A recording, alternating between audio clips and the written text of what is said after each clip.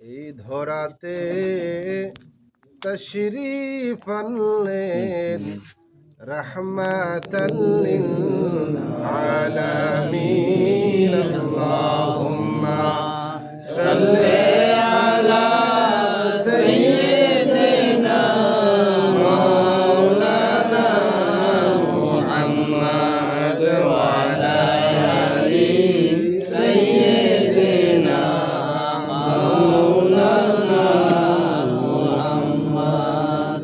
মাটির বাড়ি মাটির ঘর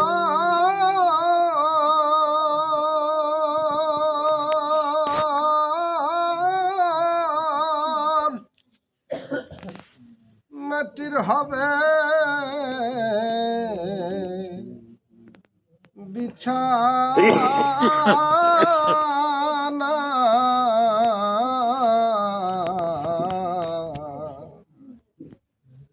মাটির বাড়ি মাটির ঘর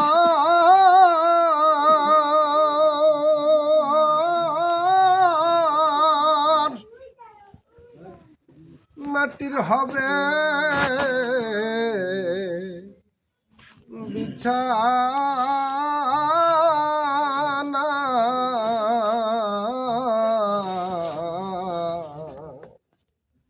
উপরেতে বাঁশের ছাউনি, এই তো ঘরের নমুনা।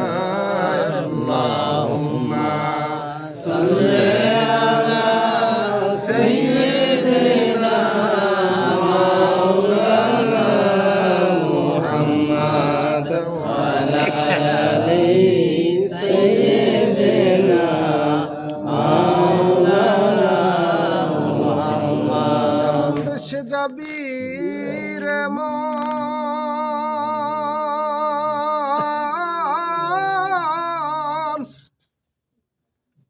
যে দেশের নাই ঠিকানা,